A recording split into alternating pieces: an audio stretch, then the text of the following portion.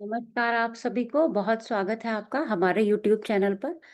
और आज का जो मेरा विषय है, वो है कि हम दूसरे विवाह को चार्ट में कैसे समझें, या कई बार ये प्रश्न आता है कि दूसरे विवाह को हम 7वें भाव से देखें, 9वें भाव से देखें या 12वें भाव से देखें।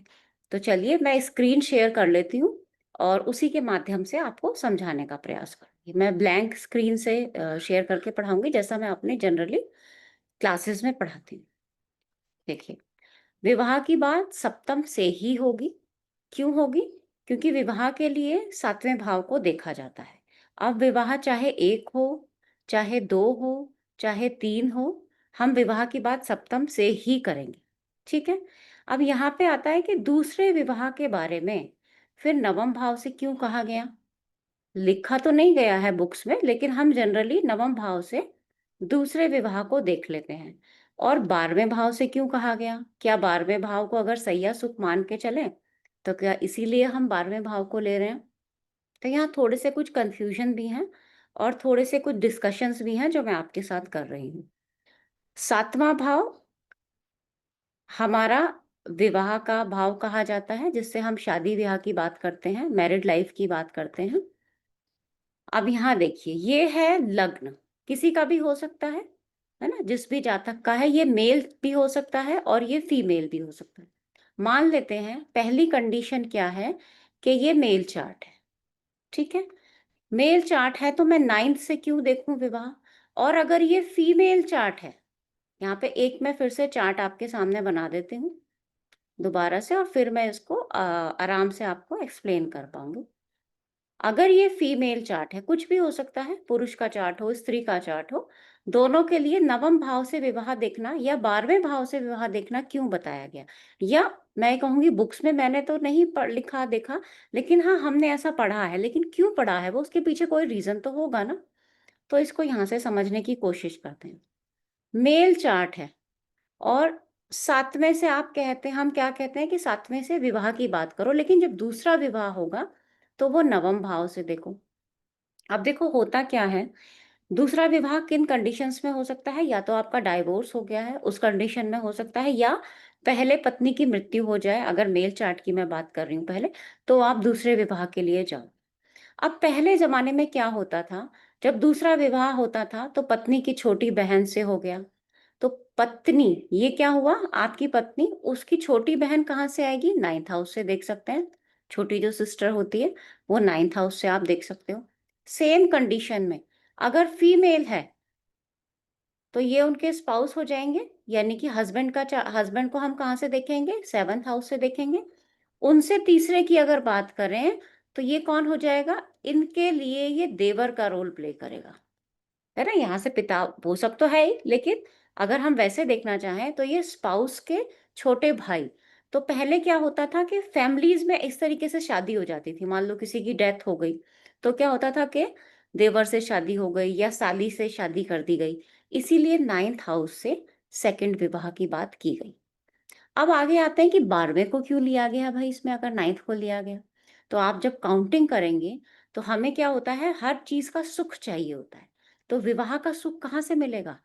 अब विवाह का सुख एक्चुअली में यहाँ से मिलना चाहिए, आपका 10th हाउस, क्योंकि सप्तम विवाह है, तो उससे अगर दशम पे जाओगे, मतलब चतुर्थ पे जाओगे, तो वो दशम स्थान होगा। चाहे पुरुष चार्ट हो, चाहे स्त्री का चार्ट हो, मेल फीमेल किसी का भी चार्ट हो सकता है।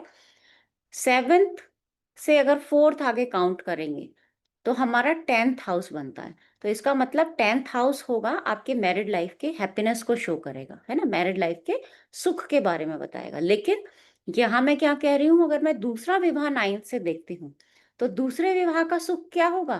12th हाउस आ जाएगा। 9th से आगे फर्दर 4 काउंट करोगे तो क्या आएगा? आपका 12th हाउस है। अब एक ये भी यहाँ पे बात है, 12th हाउस से सैया सुख की बात की जाती है। लेकिन सैया सुख का एक्चुअली में मतलब वो नहीं है जो हम लोग समझ लेते हैं। इसके ऊपर शायद गुरुजी बहुत जल्दी वीडियो लेके आए। देखिए, अगर आप बुक्स पढ़ोगे तो वहाँ 12th हाउस से नींद, बेचैनी, है ना? इन सब की बातें की जाती हैं। अब विवाह की चर्चा तो सप्तम से हो रही है। 12th हाउस से सैया सुख की बात हो रही है, यानी विवाह में संघर्ष आप 12th हाउस से देख रहे हो, तो वो सैया सुख कैसे हो सकता है अगर हम उसे विवाह का संघर्ष बता रहे हैं? ठीक है? तो हम उसके लिए दूसरे हाउसेस हम 7th या 8th हाउस को ही देखेंगे। सैया सुख का मतलब हो जाएगा कि आपको कंफर्टेबली आप सो पाएँ, कंफर्टेबली आपका रात को, क्योंकि क्या होता है हमारी बॉडी हमें हील करती है। तो वो कंफर्टेबली आपकी नींद हो, उसको हम कहेंगे सैया सुख। इसीलिए वहाँ पे गुरु की मीन राशि दी गई कालपुरुष में। आप ध्यान से देखेंगे यहाँ पे गुरु की मीन राशि होती है। कालपुरुष का मतलब जो लोग नए हैं, मेष लगन के चार्ट को कालपुरुष का चार्ट बोला जाता है। तो वहाँ पे मीन राशि क्यों दी गई? हर राशि किस भाव में है उसका कोई ना कोई मतलब ज़रूर होगा, है ना? तो इसीलिए हमें बहुत सारी चीज़ें ऐसी हैं जो उसको थोड़ा डीप में समझना पड़ेगा, ताकि हम उसके और बेटर और अच्छे रिजल्ट्स लेके आएँ। और बहुत जल्दी इस विषय पर शायद गुरुजी भी अपने वीडियो में आप लोगों को बताएँगे और अच्छे से एक्सप्लेन कर पाएँगे। तो हम इस तरह से दूसरे विवाह की बात करते हैं, लेकिन दूसरा विवाह अच्छा चलेगा, नहीं चलेगा, क्या उसमें भी डाइवोर्स की संभावनाएँ हैं? उसके लिए जाना सप्तम पे ही है और कारक सेम ही रहेंगे। मेल चार्ट देख रहे हो तो शुक्र को ही देखोगे, फीमेल चार्ट देख रहे हो तो गुरु को भी देखो, है ना?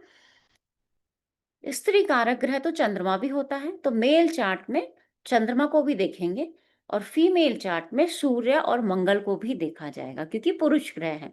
और वैसे भी आप काल पुरुष देखोगे तो लग्न में मेष राशि है और सप्तम में शुक्र की राशि है। यानी मेल मंगल को भी इसीलिए देखा जाता है हस्बैंड के लिए। गुरु को पहले हम देखेंगे, गुरु तो कारक ही हैं, पति के कारक, पुत्र के कारक कौन हो गए? गुरु हो गए। लेकिन 2 और पुरुष ग्रह जो कि सूर्य और मंगल हैं, उनको भी पत्रिका में अच्छे से देखना चाहिए। आगे फर्दर जब चैप्टर्स आएँगे तो उसमें हम और डिस्कशन करेंगे। बहुत सारी क्वेरीज़ आ रही हैं कि आप 7th हाउस को कंप्लीट करें, 7th हाउस के बारे में वीडियोज़ बनाएँ, तो बिल्कुल बनाएँगे। बहुत सारे वीडियोज़ अभी, क्योंकि बिहेवियर वाला टॉपिक चल रहा है, तो हम उसी को थोड़ा धीरे-धीरे लेके चलते हैं, क्योंकि ज्योतिष तो बहुत अथाह सागर है, तो उसको समझने में थोड़ा-सा समय तो लगेगा। आज के लिए इतना ही रखते हैं। बहुत धन्यवाद।